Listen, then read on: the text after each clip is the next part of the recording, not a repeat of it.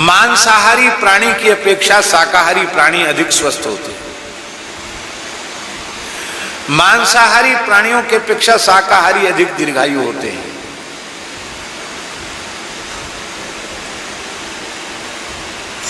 हाथी शाकाहारी है, कम से कम 22 महीने हथनी पेट में बच्चे को रखती। इतना लंबे समय तक बच्चा कोई नहीं रखता पशु।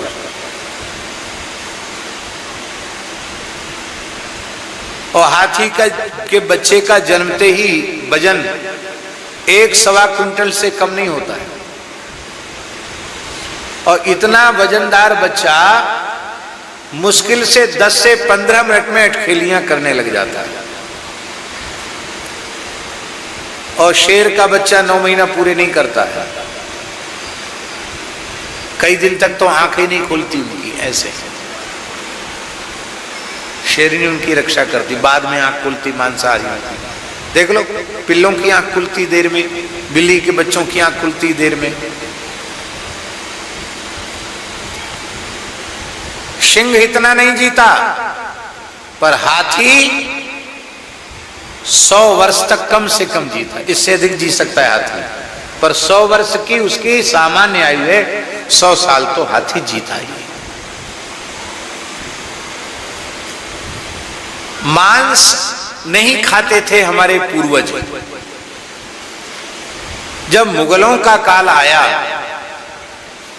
और मुगलों के संपर्क में हमारे हिंदू राजा आए, तो संसर्गजा दोष गुणा भवंती, उनके संपर्क में आकर के मध्य और मांस क्षत्रियों में आया। आप पहाड़ में जाएंगे तो पूरे उत्तराखंड में ज्यादा से ज्यादा क्षत्रिय मिलेंगे आपको पहाड़ में, या ब्राह्मण मिलेंगे या क्षत्रिय मिलेंगे। इधर हिमाचल प्रदेश में भी मिलेंगे आपको। आप खोज कीजिए हमारे पूर्वज कहां के थे, तो आप कहेंगे, कोई कहेंगे हम बिठूर से आए, कोई कहेगा हम काशी से आए हमारे पूर्वज, कोई कहेगा हम राजस्थान से आए, कोई कहेगा हम मध्य प्रदेश से आए। आप शोध कीजिए अपने बारे में। तो यहां क्यों आ गए पहाड़ में? बोले भयंकर मुगल काल था, ऊट पटांग चीज खिला पिला करके हिंदुत्व को नष्ट कर देते थे मुगल, इसलिए अपने धर्म को बचाने के लिए पहाड़ में आकर के कष्ट पूर्वक रहे, अपना सब कुछ छोड़ करके यहां आ गए। मुगल काल में ये दोष क्षत्रियों में आया, और उन क्षत्रियों में आया जो मुगलों से मिल गए, उनके साथ खान पान। आज उन हिंदुओं में दोष नहीं आ गया क्या जो मुसलमानों से प्रेम करते हैं? कौन सी पार्टी होती, इफ्तार की रफ्तार भगवान जाने क्या होता है, जो उनकी धार्मिक पार्टी है, और खूब धड़ल्ले से जाकर लोग खाते हैं। जो नहीं खाना चाहिए वो खाते हैं।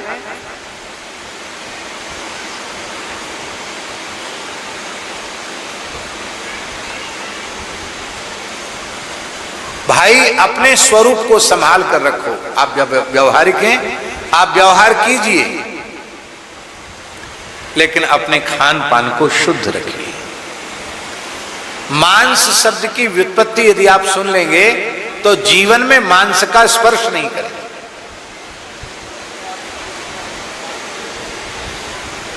महाभारत अनुशासन पर्व का श्लोक है। आप महाभारत के अनुशासन पर्व में उस श्लोक को पढ़ लेना।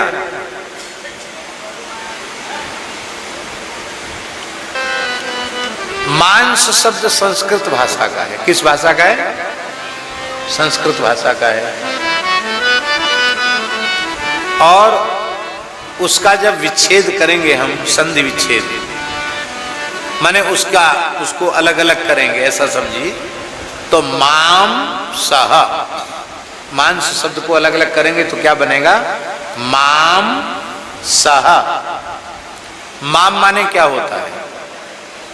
माम माने मुझे, सह माने क्या होता है संस्कृत? सह माने वह। इसका अर्थ है माम माने मुझे, सह माने वह। जब कोई व्यक्ति मांस खाने बैठता है तो जिस प्राणी का मांस उसने खाया है उसका जीवात्मा कहता है कि माम माने मुझे, स माने वह मुझे खा रहा है तो मैं भी उसे छोड़ूंगा नहीं, मैं भी उसे खाऊंगा। इसलिए मांसाहारी की कभी सदगति नहीं होती।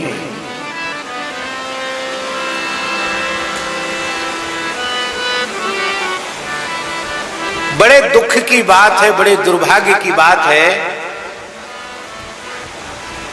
कि मांस निर्यात पहले से 14 गुना अधिक बढ़ गया। 14 गुना अधिक मांस निर्यात बढ़ गया है।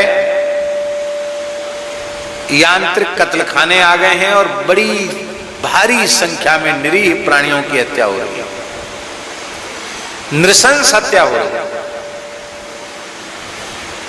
और उसी के दुष्परिणाम आ रहे हैं और भविष्य में आने वाले हैं। इसलिए मांस भक्षण बहुत बड़ा पाप है। मांस नहीं खाना चाहिए। तो राक्षस बनना हो तो मांस खाओ, और राक्षस नहीं बनना हो, मनुष्य बने रहना हो। भगवान की सृष्टि में शाकाहारी सृष्टि के जो प्राणी हैं उनमें और मांसाहारी प्रकृति के प्राणी हैं उनमें बहुत भेद है। देखो, शाकाहारी प्रकृति के जो प्राणी हैं वो नाक से श्वास लेते हैं, जीभ निकालकर मुंह से श्वास नहीं लेते हैं।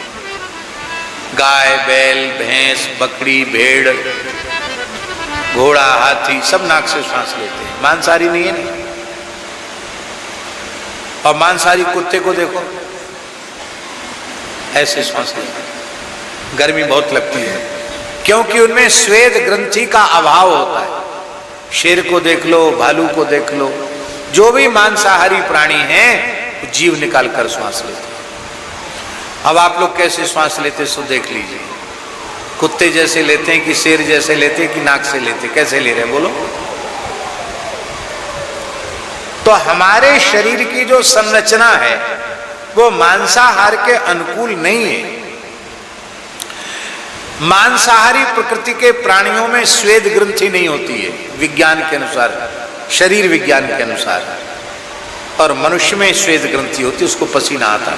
स्वेद ग्रंथि का अभाव होने से मांसाहारी पशुओं को गर्मी बहुत लगती है, इसलिए गर्मी में भी हांफते हैं। मांसाहारी प्रकृति के प्राणियों के जो दांत होते हैं वो नुकीले होते हैं, टेढ़े बेढ़े होते हैं, जो मांस को काटकर खाने के योग्य होते हैं। और शाकाहारी प्राणियों के जो दांत होते हैं वो चौकोर होते हैं। वो कुत्ते जैसे नहीं होते, भेड़िए जैसे नहीं होते, शेर जैसे नहीं होते। गाय के, बैल के दांत देख लो, घोड़े के दांत देख लो। तो आपके दांत कैसे हैं? शाकाहारी प्राणियों जैसे हैं कि मांसाहारी प्राणियों जैसे हैं? और एक बहुत बड़ा भेद भगवान ने मांसाहारी शाकाहारी प्राणियों में रखा है, वो ये है कि मांसाहारी प्राणियों की आंत से 8 गुनी बड़ी होती है शाकाहारी प्राणियों की आंत। मांसाहारी प्राणियों की आंत केवल 4 मीटर की है और शाकाहारी प्राणियों की आंत 32 मीटर की है। कितनी? 32 मीटर की। बहुत ध्यान से सुने इस बात को। 32 मीटर की आंत में जब मांस जाता है तो वो सड़ता है और देर से पचता है और शरीर में अनेक प्रकार के रोगों को उत्पन्न करता है।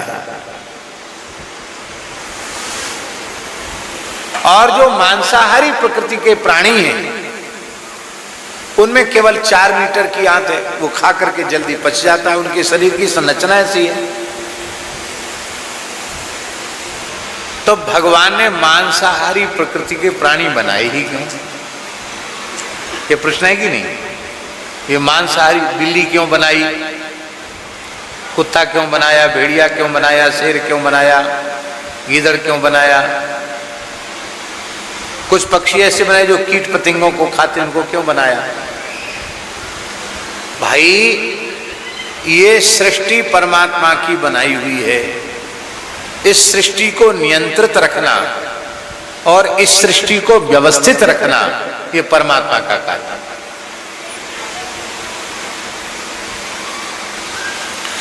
परमात्मा की बनाई हुई जो नैसर्गिक व्यवस्था है, उस व्यवस्था में यदि समाज चले तो कभी जनसंख्या वृद्धि समस्या नहीं बनेगी। लोग कहते हैं, मांसाहारी लोग, कि हम बड़ा उपकार कर रहे हैं समाज पर, राष्ट्र पर। क्या? बोले हम ना होते तो फिर इतने प्राणी कहां रहते धरती पर। वैसी आदमियों की जनसंख्या बढ़ रही है, कितनी मुर्गियां हो जाती, कितनी भेड़ बकरी हो जाती, क्या क्या नहीं होता, बहुत विचित्र स्थिति होती। हम तो बहुत अच्छा कर रहे हैं, जो संतुलन को बनाकर हमने रखा है। पर भाई, ईश्वरीय विधान में एक को नियंत्रित करने वाला एक तत्व है। जैसे हम आपको कहें, पेड़ पौधों को नियंत्रित करने के लिए भेड़ बकरी है। भेड़ बकरी की जनसंख्या को नियंत्रित करने के लिए भेड़िया है। भेड़ियों को नियंत्रित करने के लिए शेर है। चूहों को नियंत्रित करने के लिए बिल्ली है। बिल्ली को नियंत्रित करने के लिए कुत्ते हैं। कुत्ते को नियंत्रित करने के लिए लकड़बग्घा है। आप देख लो, पूरी सृष्टि में छोटी मछलियों को नियंत्रित करने के लिए बड़ी मछलियां हैं। छोटी मछलियों को ही बड़ी मछलियां खा जाती हैं। और उन मछलियों को नियंत्रित करने के लिए मगरमच्छ है। माने जनसंख्या का संतुलन बना रहे, इसके लिए ईश्वर की ओर से पूरी व्यवस्था है। और आप खुद ठेकेदार बनाए ना दुनिया के।